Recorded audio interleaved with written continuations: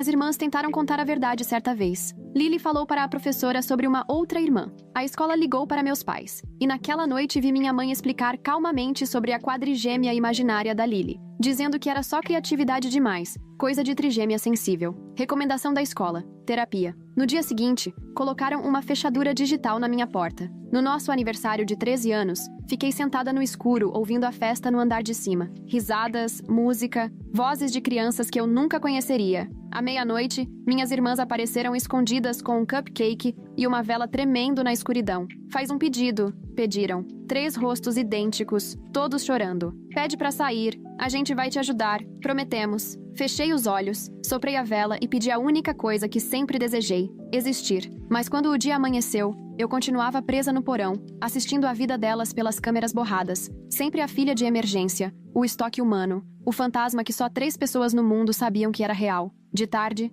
minha mãe voltou com o kit médico. Mais exames, mais tubos de sangue. Só pra garantir que está tudo bem, ela dizia. Nunca é demais se prevenir. Parou na porta, olhou pra trás. Você sabe que é amada, né? A gente podia ter te dado pra outra família, mas escolheu te manter. Isso é amor. A porta trancou atrás dela. A luz vermelha piscou. Naquele instante, percebi que precisava tomar uma decisão. Uma decisão que mudaria não só o meu destino, mas o das minhas irmãs também. Senti aquilo gelar dentro de mim, como gelo crescendo no vidro. Eu não podia esperar que minhas irmãs me salvassem. Não dava para contar só com pedidos ou esperança. Se eu quisesse existir de verdade, teria que lutar por isso. Comecei pequeno. Cada vez que minha mãe ou meu pai vinham me examinar, eu memorizava cada movimento deles. Meu pai olhava o celular exatamente 3 vezes toda vez que entrava. Minha mãe cantarolava a mesma música enquanto enchia os tubos de sangue. Eles tinham hábitos e, com o tempo, percebi que hábitos podem ser usados contra quem os tem. As câmeras de segurança viraram minhas professoras. Passei a observar meus pais como um cientista estudando ratos de laboratório. Meu pai saía para trabalhar às 7h43 em ponto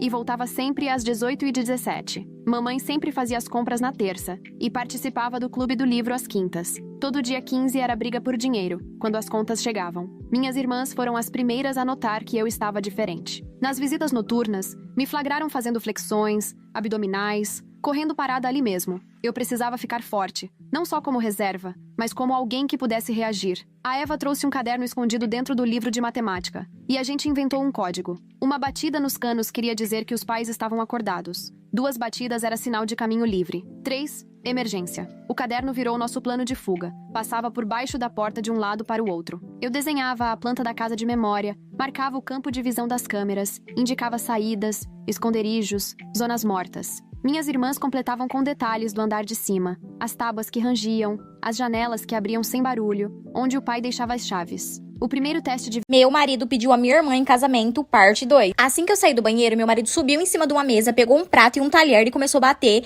e falou que tinha uma coisa muito importante pra falar, que ele ia pedir a mulher da vida dele em casamento. E nisso ele desceu da mesa e foi até a minha irmã, ajoelhou e pediu ela em casamento. Na mesma hora eu levantei e falei: o que tá acontecendo aqui? Daí a minha mãe veio e falou: filha, ele tá bêbado, né, ele tá brincando. Gente, mas eu fiquei tão nervosa com aquela situação e a minha irmã ficou tipo pálida. Ela pegou e foi embora da festa. Isso passou a semana. Quando foi ontem, eu fui pegar o celular dele pra fazer um pix pra mim. Quando eu entrei na conversa pra mandar o comprovante pro meu WhatsApp, eu vi uma conversa dele com a minha irmã. Abri a conversa e lá tava escrito: me perdoe, mas eu não consegui resistir. Você sabe que você sempre foi o amor da minha vida. Gente, isso foi um choque pra mim. Eu peguei todas as roupas dele, coloquei num saco e deixei pro lado de fora da porta. Quando ele chegou, que ele viu que as roupas dele tava pra fora, ele quis conversar comigo, né? Mas eu tava muito nervosa, eu não quis conversa. Ele simplesmente pegou as roupas dele e falou pra mim: era melhor terminar assim, porque você ia acabar se magoando mais. Fiquei uma semana sem conseguir trabalhar, sem sair de dentro da minha casa. Até que a minha mãe veio, conversou comigo, falou que isso era uma fase, que ia passar e tudo. Tem uns 6 meses que tudo isso aconteceu. A minha irmã veio até mim, conversou, explicou que ela sentia algo por ele desde quando eu comecei a namorar com ele, mas que ela não teve coragem de me falar. Eu falei pra ela que se ele era o amor da vida dela, pra que ela ficasse com ele. E foi isso que ela fez. Ela tá com ele. Eu não frequento mais a casa da minha família, né, quando eles estão lá. E a nossa relação como irmã ficou mais fria do que...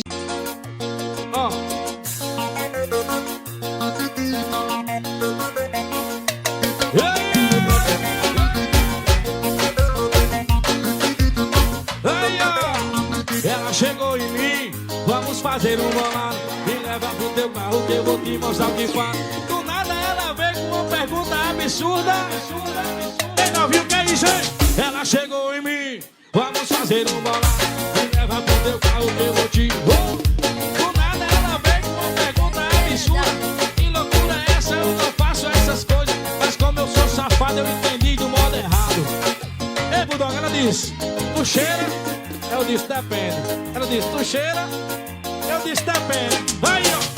Se tiver limpinha, raspadinha cheirosinha. Se tiver limpinha, raspadinha. Oh. Se tiver limpinha, raspadinha cheirosinha. Se tiver limpinha, raspadinha cheirosinha. Se tiver limpinha. Fui na casa da vizinha buscar minha panela e chegando lá eu descobri que meu marido tava me enganando. A vizinha veio aqui em casa, né, pediu uma panela emprestada, pois ela tava precisando que eu vi gente pra casa dela. Falei que não tinha como não, porque da última vez que eu emprestei, ela não me devolveu. Daí meu marido pegou e saiu e falou, tem como sim, vizinha, pega aqui e leva. Daí a vizinha levou. Quando ela foi embora, foi o maior barraco dentro de casa, porque eu perguntei pra ele por quê, que ele passou por cima da minha autoridade. Falei que não ia emprestar a panela e ele emprestou. Ele falou, quer saber, tu é muito ruim. A vizinha tá precisando, tem que emprestar mesmo. E outra, ela me convidou pra ir almoçar lá. Tu acha que além da mulher me convidar, eu ainda não vou emprestar uma panela? Falei, como é que é? Ela convidou nós pra ir almoçar lá? Como é que eu não sabia? Ele olhou pra mim, nós não, eu. E daí tudo bem, minha filha. Quando foi o outro dia, ele se arrumou todinho e foi. E daí que lá não tinha visita nenhuma, não chegou moto nenhuma. Daí quando ele voltou pra casa já de tarde, eu questionei, né? Uai, amor, o pessoal vieram, foi de pé, que eu não vi moto chegando. Aí ele, não, vieram ontem à noite e tal, já vieram tarde, as motos estavam lá pra trás guardadas. E daí, minha filha, eu fiquei nervosa com aquilo, porque as pessoas que era pra vir pra casa dela, eu fiquei sabendo que não dormiu lá coisa nenhuma. Peguei e fui bater na casa da vizinha atrás da minha panela, né? Que ela não veio devolver. Quando eu cheguei lá, não tinha moto nenhuma. Falei, epa, vizinha, e aí, tudo bem? E ela, tudo bem sim, o que é que tu quer por aqui? Falei, eu vim buscar minha panela. Aí ela disse, sua panela? Eu falei, sim, minha panela. Essa panela aí não mesmo é minha. Falei, sua mesmo não, bonito. Bora, já foi avançando no bombril, peguei o sabão e fui lavando no giral dela mesmo. Daí ela olhou pra mim e disse, tu tá com inveja de mim, não sei o quê, que teu marido prefere ajudar eu do que a tu, que teu marido prefere dar autoridade a mim do que a você. Eu falei, como é que é, minha filha? Eu voei nela. Na hora que eu fui dar os carinhos nela, ela abriu a boca. Sua bestada, teu marido tá tendo caso comigo há muito tempo e só tu não percebe, debaixo do teu nariz. Meu perfil é oficial Kaline Martins. Meu amor, na hora eu fiquei cega, peguei a panela, eu vim pra casa. Cheguei em casa, minha filha, dei uns carinhos no meu marido de panela, sabe? Dei umas paneladas nele. Falei, pega suas roupas, seu cabo safado. Vai-te embora da minha casa. Enxutei ele de dentro da minha casa, fiz ele se embora. Mas primeiro eu dei uns carinhos bem dados nele. E aí, meu povo, o que vocês achou da minha atitude? Deixa a opinião de vocês nos comentários. O que vocês fariam no meu lugar? Vocês acham que eu agi certo em ter mandado embora? Ou não? E vocês achou certo eu ter dado uns carinhos bons na vizinha? Mas eu peguei uma pizza de uma véia hoje em frente à prefeitura por causa de uns peixes que o prefeito deu. Nós fomos buscar esses peixes, mãe, e os peixes só deu pra metade do povo. Ficou as 1.200 pessoas sem peixe. Aí o rapaz estava dentro do caminhão, jogou uma sacola assim e disse, essa é a última. E eu agarrei de um lado e uma véia agarrou do outro. Eu disse, é meu, dona bichinha. Ela disse, é teu o quê, filho de uma égua? E essa véia avançou de mim, mas eu tentando segurar os peixes. Aí ela escorregou assim, eu corri com a sacola de peixe. Ela quebrou um cano de uma fossa e avançou em cima de mim. Pensa num cacete, mãe, que essa véia me deu de cano de fossa. E o povo passando e gritando, cara com o pau da menina, não deixa ele levar os peixes da senhora, não! Pensa num cacete, mãe, que eu peguei dessa véia por causa desses peixes. Aí do meio pro fim, eu entreguei os peixes e um pacote de arroz que eu tinha comprado do Matheus. É difícil, mãe.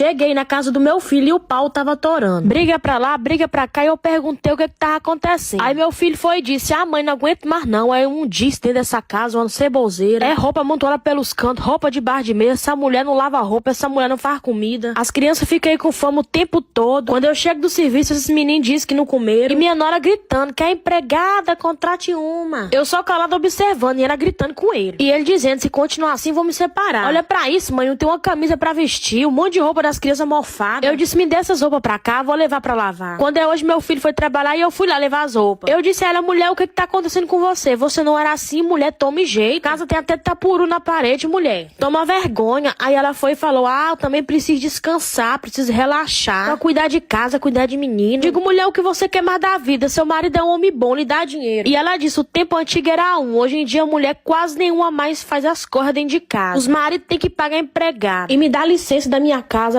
Eu era uma menina linda, linda. E você foi chegando, me seduzindo. Eu fui me apaixonando e você foi me iludindo. E aí deu no que deu. Nasceu, nasceu, nasceu. E você correu, correu. Fiquei de pneuzinho, aumentei uns quilinhos. Você me abandonou e nem olhou mais pra mim. Oh, oh. Faltou um leitinho no nosso filhinho. E você raparigando com as outras por aí.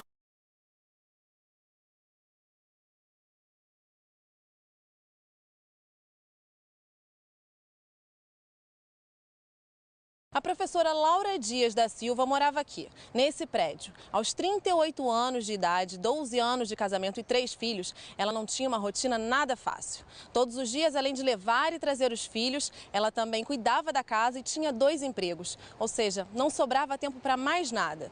Até que um dia, a Laura resolveu mudar de vida. Na semana passada, a Laura saiu de uma das escolas onde dava aula e passou numa loja. Entrou, foi direto para a seção de brinquedos, pegou um urso de pelúcia e saiu sem pagar. Antes da esquina, foi pega pelo segurança e presa por roubo. Mas por que ela fez isso? Então não tinha outro jeito. Todo dia eu olhava aquela montanha de livro na minha mesa cabeceira, mas eu não tinha tempo para nada, para nada. Então agora aqui na cela eu tenho tempo. E ó, silêncio também, tranquilidade. Esse livro aqui é ótimo, muito bom. E eu também estou aproveitando para tirar o atraso dos CDs. O dia que uma moradora de rua pediu uma lasanha em troca de um segredo do meu marido. Essa moradora de rua, toda semana, ela passava na rua de casa pedindo comida, roupas, e o pessoal sempre ajudava. Só que até então, ela pegava as coisas e ela ia embora. Até que ela começou a ficar de vez ali na rua, porque como o pessoal dali ajudava bastante ela, o que ela fez? Ela montou um cantinho ali na rua mesmo, e ali ela ficou. E eu também sempre ajudava, levava roupa, levava comida para ela. Enfim, um certo dia, eu cheguei no meu trabalho e fui guardar o meu carro. Quando eu guardei o meu carro, que eu desci, essa moça, ela estava no meu portão pedindo para conversar comigo. Como ela sempre estava ali pedindo as coisas, eu achei que ela ia pedir alguma coisa e perguntei do que ela precisava. E ela respondeu que ela precisava conversar comigo e perguntou se eu estava sozinha. Quando ela perguntou se eu estava sozinha, eu perguntei o porquê. E ela disse que tinha algo para me contar, só que o meu marido não poderia ouvir. Claro que na hora eu já fiquei curiosa e eu falei que ela poderia falar porque o meu marido não estava. E então ela falou assim, eu tenho uma informação muito importante para te dar, é totalmente do seu interesse. Só que para eu te dar essa informação, eu queria saber se você poderia me dar uma lasanha em troca. Ela falou, desculpa te pedir isso, Fia, mas é que eu tô com tanta vontade de comer uma lasanha. Na hora, eu pensei que ela só estava fazendo isso para conseguir comer a lasanha. Então eu não dei muita moral porque ela falou e eu falei para ela que assim que eu conseguisse, eu ia fazer e eu levava para ela.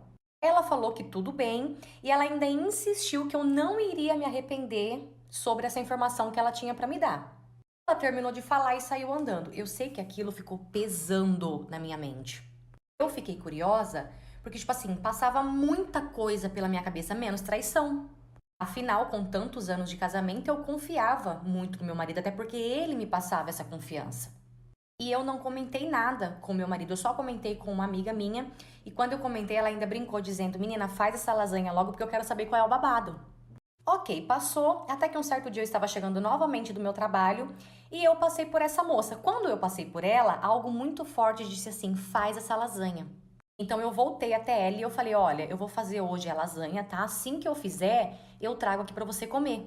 Nossa, ela ficou assim super feliz. Fiz a lasanha e levei pra ela.